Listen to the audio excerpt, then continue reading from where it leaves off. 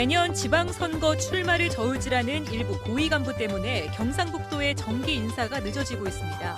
이들 때문에 가을에 또 인사 가능성이 있어 특정 공무원들의 선거를 돕는 게 아니냐는 지적이 나오고 있습니다. 서문시장 4지구 상인들이 화재 피해를 본 지 7개월여 만에 대체 상가에 입점하기 시작했습니다. 한 달 뒤에는 정식 개점 행사를 열 예정입니다. 경주를 비롯한 경북 동해안에 40도에 육박하는 이상 고온 현상이 한 달 가까이 이어지면서 시민들이 큰 고통을 호소하고 있습니다. 2017 진로 직업 체험 박람회와 제8회 대구 진학진로 박람회가 대구 엑스코에서 동시에 개막해 내일까지 이어집니다. 시청자 여러분 안녕하십니까? 대구 경북 소식 전해드립니다. 내년 6.13 지방선거를 앞두고 경상북도의 고위 간부급 공무원 상당수가 출마를 저울질하고 있습니다. 이 때문에 경상북도 정기 인사가 일선 시군 단체장들과의 조율 문제로 늦어지고 있습니다. 특히나 올 들어 인사가 자주 있었는데 이들의 출마 여부에 따라 가을쯤 또 한 차례 인사 가능성이 높아지면서 이 경상북도가 특정 공무원의 선거를 돕기 위한 인사를 하는 게 아니냐는 지적을 받고 있습니다. 한태현 기자가 보도합니다. 예년 같으면 7월 초반에 이루어지는 경상북도의 정기 인사가 늦어지고 있습니다. 감사원 감사 때문이라는 게 표면적인 이유지만 속을 들여다보면 이유는 다른 데 있습니다. 출마를 생각하는 일부 고위 공직자들 때문에 일선 시군 단체장들과의 조율이 늦어지고 있습니다. 출마 거론자들은 10명이 넘지만 유력 출마 예상자들은 김장주, 우병윤 두 부지사를 비롯해 도청의 모 국장, 일선 시군의 부시장과 부군수 등 67명입니다. 일찌감치 출마를 위해 사퇴를 한 도의회 사무처장 자리는 거의 한 달째 공석입니다. 올해 들어 세 차례나 인사가 단행돼 행정의 일관성을 잃은 경상북도에 대해 정기 인사마저 늦어지면서 안팎에서 곱지 않은 시선을 보내고 있습니다. 출마 의사를 굳힌 분들은 빨리 사표를 쓰시고 나가시는 게 맞다고 생각합니다. 도민을 위해서라면은, 자기 같은 동료 직원들을 위해서라면은. 일찌감치 정치에 관심 있는 분들은 도정의 공격을 막고 도민을 위해서 빨리 용단을 내렸으면 합니다. 당초 오늘자로 예정된 인사가 다음 주부터 단행됩니다. 하지만 출마 거론자들의 결정에 따라 몇 달 뒤 또 한 차례 인사가 이뤄질 가능성이 높습니다. 경상북도가 측정인들의 선거를 돕기 위해서 잦은 인사를 하고 있다는 비난은 피하기 어려울 것으로 보입니다. MBC 뉴스 한태현입니다.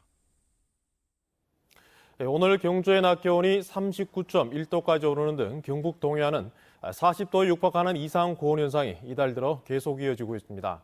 당분간 비 소식도 없어 언제까지 폭염이 지속될지 걱정이 커지고 있습니다. 김영일 기자가 보도합니다. 한껏 달구어진 아스팔트 위로 뜨거운 열기가 뿜어져 나옵니다. 경주에는 벌써 한 달 가까이 폭염이 이어지고 있습니다. 낮에는 습하고 푹푹 찌는 장마철 무더위에 저녁이면 숨 막히는 열대야까지 시민들도 지쳤습니다. 내 나이가 이만부터 살아도 이만큼 더울 때 없었어요. 처음이라요. 금년에는 말도 못해요. 여름철 폭염으로 유명했던 대구를 제치고 이제 경주가 전국 최고 기온의 대명사가 됐습니다. 저희 지금 방금 도착했는데 대구에서 왔는데 지금 대구보다 더 많이 더운 것 같아요. 굉장히 지열도 굉장히 많이 올라오고 지금 바람도 너무 뜨겁고 완전 뜨거워요. 더워요. 경주 지역 낮 기온은 지난 13일 관측 이래 75년 만에 가장 높은 39.7도까지 올라갔고 올해 전국 최고 기온을 6번이나 기록했습니다. 기상청은 평년의 경우 장마철엔 기온이 크게 떨어지는데 경북 동해안에 비다 온 비가 내리지 않은 것이 가장 큰 이유라고 분석했습니다. 여기에다 고온 다습한 서풍과 남서풍의 영향으로 이상 고온 현상이 지속되고 있습니다. 서풍에서 남서풍의 바람이 자주 불어 들어와 포항, 경주에서 고온 현상이 자주 나타났고 상대적으로 맑은 날씨 속에 일사로 인한 고온이 지속되었습니다. 계속되는 폭염에 온열 환자도 전국적으로 466명이 발생했고 지난해에 비해 19%나 증가한 것으로 나타났습니다. 기상청은 장마가 소멸되면 곧바로 8월에도 7월과 비슷한 무더위가 계속될 것이라고 전망해 건강관리에 각별한 주의가 필요합니다. MBC 뉴스 김혁일입니다. 지난해 큰 불로 삶의 터전을 잃은 서문시장 사지구 상인들이 7개월여 만에 대체 상가인 옛 베네시움 건물에 입점하기 시작했습니다. 일부 상인들이 입점을 거부하기도 했던 이중 계약서 논란도 일단락됐습니다. 김은혜 기자입니다. 서문시장 사지구 대체 상가인 옛 베네시움 건물. 내부 공사가 마무리되고 있는 가운데 다시 장사를 시작하려는 상인들이 새 영업터전을 둘러보고 진열장을 정비하는 등 분주히 움직이고 있습니다. 일찌감치 상품을 들여놓고 고운 색깔의 한복을 정리하는 상인은 감회가 새롭습니다. 마음고생 너무 많이 해갖고 우울증도 올 정도로 막 이랬는데 이제는 뭐 새 마음으로 새로 또 시작해야 되니까 기분도 영 많이 좋아지고. 화재 피해를 입은 서문시장 사지구 상인은 570여 명. 이미 다른 곳에 점포를 얻은 상인들을 제외하고 250여 명이 대체 상가에 입점할 예정입니다. 이제 뭐 열심히 해서 이제 홍보도 많이 하고 소비자들한테 뭐 좋은 물건 뭐 싸게 팔 수 있으면 뭐 제일.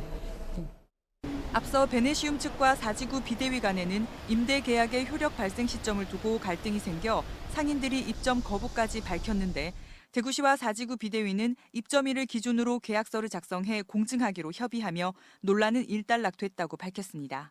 8월 25일 입점일로부터 해가지고 2년 6개월 그렇게 협의되었고 공정 과정입니다. 예. 대구시는 정기 등 건물 시운전을 거쳐 상가 입점이 마무리되면 다음 달 25일쯤 정식 개점 행사를 열 예정입니다. MBC 뉴스 김은혜입니다. 군의통합신공항유치추진위원회가 군의군수 주민소환투표 청구인 서명부에 대한 이의 신청서를 선관위에 제출하면서 주민소환투표가 새 국면을 맞고 있습니다. 유치추진위는 오늘 군의군 선관위에 주민 1,300여 명이 서명한 이의 신청서를 제출했는데 대부분 주민소환투표 청구에 참여한 것을 철회하거나 서명 사실을 부인한 것으로 전해지고 있습니다. 이 신청이 모두 받아들여지면 공항유치 반대 추진위가 낸 서명부 4,016명에서 투표 요건에 충족하는 3,312명에 미달돼 주민소환투표 청구 요건을 상실하게 됩니다. 장래에 어떤 직업을 가질지 결정하지 못한 초중 고교생을 위한 진로 직업체험 박람회가 대구에서 열리고 있습니다. 4년제 대학들이 입시 전형을 설명해주는 박람회도 동시에 개막했는데요. 권윤수 기자입니다. 실내 박람회장에 거대한 헬리콥터가 등장했습니다. 항공 분야에 관심이 많은 한 중학생이 헬리콥터에 직접 탑승해 항공학부 대학생형으로부터 항공기에 대한 설명을 진지하게 듣습니다. 대기가 오른쪽으로 쳐져 있는데 왼쪽으로 쳐져 있는지 이게 조종사들은 잘 모른단 말이에요. 그래서 이걸로 확인하는 거고. 오늘 대구 엑스코에서 개막한 진로 직업 체험 박람회에는 영남권 32개 전문대학이 참여해 진로를 결정하지 못한 초중 고교생들에게 직업 체험의 기회를 주고 있습니다. 간호사와 임상병리사부터 헤어 디자이너, 바리스타, 갬블러 등에 이르기까지 다양한 직종을 소개하고 직업을 갖게 되기까지 징검다리가 될 전문대 개설과를 안내해주고 있습니다.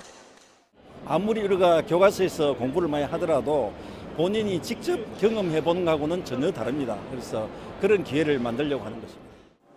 교과서나 매체를 통해서만 접할 수 있었던 다양한 직군을 직접 체험한 학생들은 진로 결정에 큰 도움을 얻고 있습니다.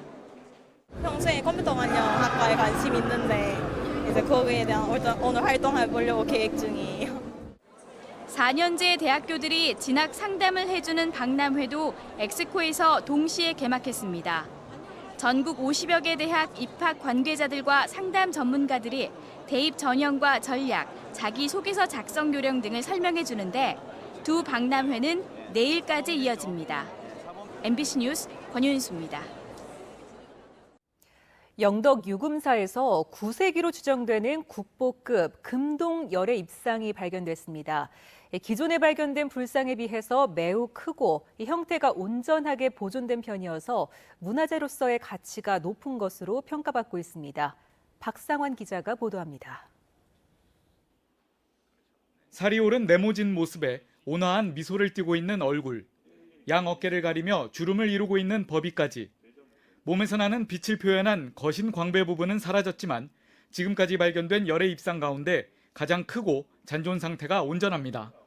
이번에 출토된 금동열의 입상은 그 크기 면이나 아니면 잔존 상태, 그다음 그 세부적인 색임 이런 걸로 봐서는 기존에 출토된 열의 입상보다는 그 가치가 우월하다고 생각합니다. 불상이 발견된 곳은 7세기에 창건된 것으로 알려진 영덕의 유금사. 경내 보물 제674호인 3층 석탑을 보수하는 과정에서 발견한 겁니다. 통일신라 시대의 유금사는 위에서부터 강당, 금당, 탑의 순서로 남북 대치를 보이는 산지가람 형태도 확인됐습니다. 같은 시기에 유물이 추가로 발굴될 가능성이 높은 가운데 경주 지역 외에 건립된 8, 9세기 산지가람의 전모를 밝힐 수 있는 주요한 유적으로 평가받고 있습니다. 문화재연구원은 해체 보관 중인 3층 석탑의 원래 자리로 옮기는 작업과 더불어 현 조사 범위를 확대해 고대 사원 문화에 대한 정밀 조사를 실시할 계획입니다. MBC 뉴스 박상환입니다. 국방부가 사드레이더 전자파 측정 계획을 전면 취소했습니다. 국방부는 전자파 측정 시 주민 참여를 보장한다는 약속이 관련 단체의 반대로 이행되기 어려운 실정이어서 계획을 전면 취소한다며 지역 주민 여론이 전자파 측정과 확인을 원할 경우 지원할 것이라고 밝혔습니다. 국방부는 당초 오늘 성주골프장 내 기지와 성주, 김천 등 4개 지점에서 사드레이더 전자파를 측정하려다 주민들이 반발하자 소통의 시간을 갖겠다며 다음 주로 전자파 측정을 연기하겠다고 발표했었는데 오늘 다시 입장을 바꿨습니다. 지금 대구에서 열리고 있는 프로야구 경기에 앞서 특별한 시구가 있었습니다. 지난 2월 우리나라에서 처음으로 팔 이식 수술을 받은 30대 남성이 시구에 나섰는데요. 140g의 하얀 공에 꿈과 희망을 함께 담아 던졌습니다. 윤영균 기자입니다. 국내 최초로 팔 이식에 성공한 팔 이식 수술을 받은 손진욱 씨가 이승엽 선수의 등번호 36번을 달고 마운드에 섰습니다. 참 영화 속에서만 볼 수 있는 장면이라고 생각했는데 실제로 이런 일이 일어났습니다. 자, 과연 어떤 아직 수술 자국이 선명한 왼손으로 던져 스트라이크를 성공시킵니다. 들었는데요. 힘차게 뿌렸습니다. 스트라이크입니다. 스트라이크인데요.